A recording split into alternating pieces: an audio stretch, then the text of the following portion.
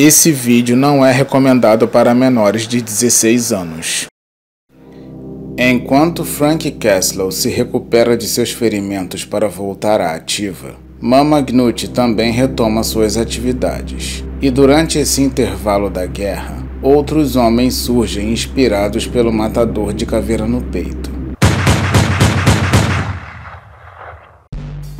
Olá pessoas, eu sou Marcelo Vital e sejam bem-vindos a mais um vídeo do canal Planeta Vital. E hoje teremos mais um vídeo do punidor mais querido da Marvel, Justiceiro, Coisas Ainda Piores. E se você não viu os vídeos que antecedem essa história, os links estarão na descrição. Ou se preferir, procure a playlist chamada Justiceiro Saga Bem-vindo de Volta Frank. A história possui o roteiro de Garth Ennis, desenhos de Steve Dillon e arte final de Jimmy Palmiotti. Foi publicado em 2000 e corresponde à edição número 5 da revista Justiceiro volume 5. Tá gostando? Então já deixa o like para dar uma força no vídeo e vamos girar com a história.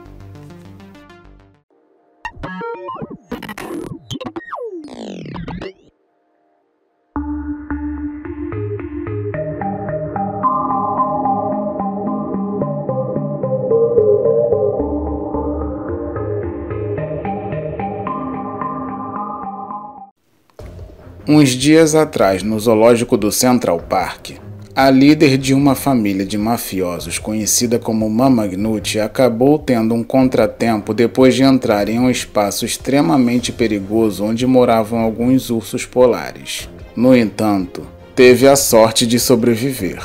Agora vemos a mesma na cama do hospital cheia de mau humor devido às sequelas do inconveniente episódio. E como seu primo, que também faz parte da máfia, perguntou como ela estava, a velha não gostou da pergunta e mandou um dos capangas atirar nele, deixando todos muito surpresos. E como o lacaio ficou sem entender, perguntou novamente o que ela disse.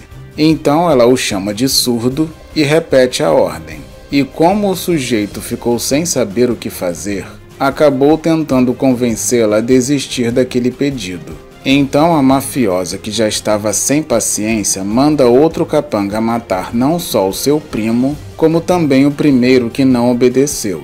E quando os dois olham para ele, o mesmo diz que não pode matar o primeiro capanga porque são amigos de infância.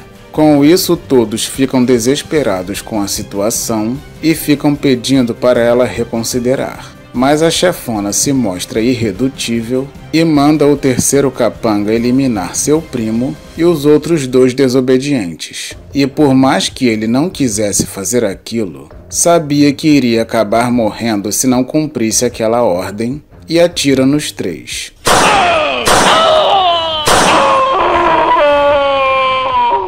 Diante disso, ela fica satisfeita e comenta que sobreviveu até mesmo aos ataques de ursos polares, e que se alguém duvidar do que ela disse, terá de se lembrar disso. Depois ela manda o sujeito que atirou em seu primo limpar toda a bagunça, e o mesmo começa a recolher os corpos. Em seguida, os outros comentam que não conseguiram achar o justiceiro e a velha, sedenta por vingança, comenta que irá anunciar uma recompensa de 10 milhões de dólares pela cabeça do animal que fez aquilo com ela. Com isso, um dos capangas pergunta se ela se referia ao urso polar e a mesma diz que se referia ao justiceiro. Enquanto isso, vemos algumas pessoas aglomeradas no local onde o homem citado está morando e Frank, disfarçado de John Smith, pergunta para Dave o que está acontecendo. E o mesmo o corrige, dizendo que é Speaker Dave e explica que o Sr. Bumpo teve um ataque cardíaco, mas como não passava pela porta, os homens precisaram quebrar meia parede para conseguirem levá-lo ao hospital.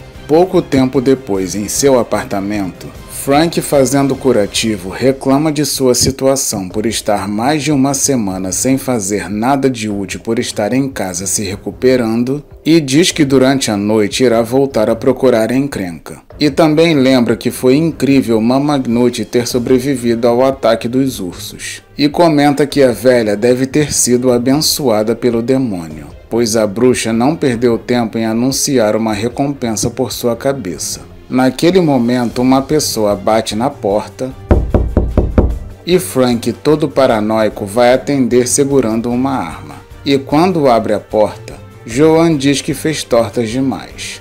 Enquanto isso, em um bar próximo à delegacia, Molly pergunta se Sup vai sempre naquele lugar e o mesmo responde que sim, pois o local é calmo e a comida é barata.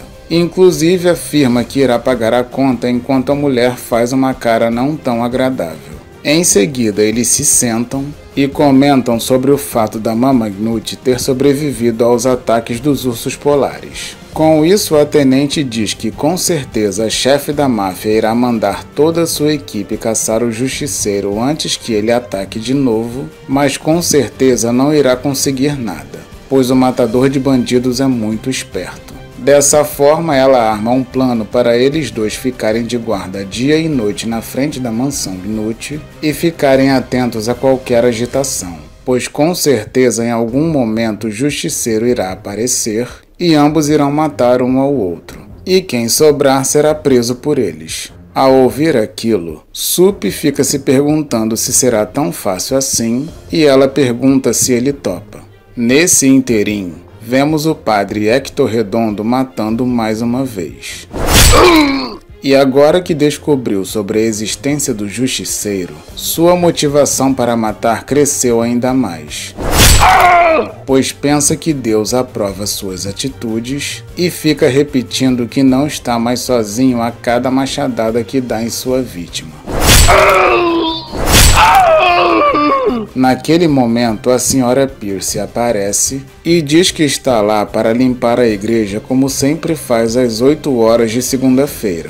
Mas o padre diz que é meio-dia de terça, mas não tem problema, pois ela pode aparecer sempre que quiser. Mas ela diz que não ouviu o que ele disse e o padre, na maior cara de pau, diz com todas as letras que acabou de matar um homem a machadadas no confessionário e ela diz que continuou sem entender e irá iniciar a limpeza. Desse modo, o padre diz que o sujeito espancou a esposa e depois injetou cocaína em suas veias. Ao ouvir aquilo sem entender nada, a senhora Pierce diz que o padre é muito gentil e que aceita sim uma xícara de café. Mas o padre prossegue dizendo que quando o calhorda do confessionário pediu a absolvição para ficar com a consciência limpa e fazer tudo de novo, o santo resolveu o problema de uma vez por todas. E quando a velhinha faz mais uma pergunta afirmando que sua vista não é mais a mesma, ele abraça o machado cheio de sangue de olhos fechados e fica em pé diante da estátua de Cristo agradecendo pelo justiceiro e afirmando mais uma vez que não está mais sozinho. Nesse meio tempo, vemos uma reunião entre os diretores da corporação de investimentos globais que fica em Wall Street em sua sala super luxuosa. E quando um deles diz que a reunião foi concluída, um mascarado musculoso segurando uma arma aparece e se identifica como o Senhor Troco. Em seguida, ele explica que seu nome é referente ao troco que eles irão receber pela miséria que causam nas comunidades. E quando um dos diretores pergunta do que ele está falando, o bombado responde que eles são os monstros e que todos os seguranças estão apenas desmaiados, pois seu problema não é com eles. Porém, os presentes daquela sala não terão a mesma sorte. Em seguida, ele continua seu discurso afirmando que os tais poderosos que estão ali controlam milhões de dólares todos os dias às custas de milhões de litros de sangue que sujam suas mãos. E quando um deles se levanta indignado dizendo que aquilo é mentira, acaba tomando um tiro.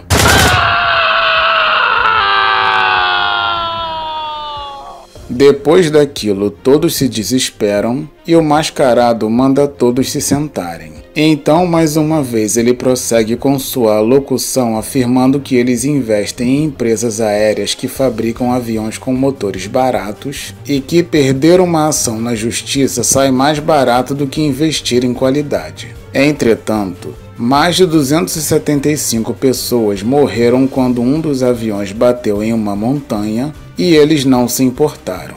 mas o processo saiu mais caro do que eles poderiam prever e a fábrica da companhia fechou, causando o desemprego de mais de 3.000 pessoas. Mas eles não se importaram.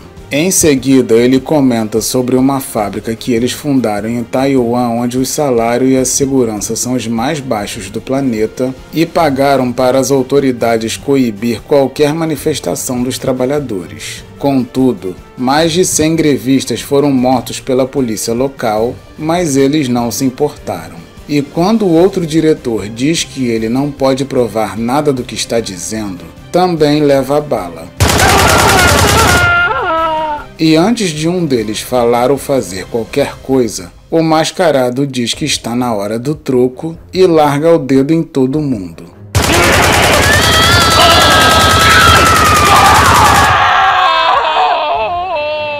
Enquanto isso, em outra parte da cidade, um carro conversível com 5 homens se encontra parado e um homem pergunta com toda a educação se os cavaleiros presentes são traficantes. E um deles pergunta quem quer saber.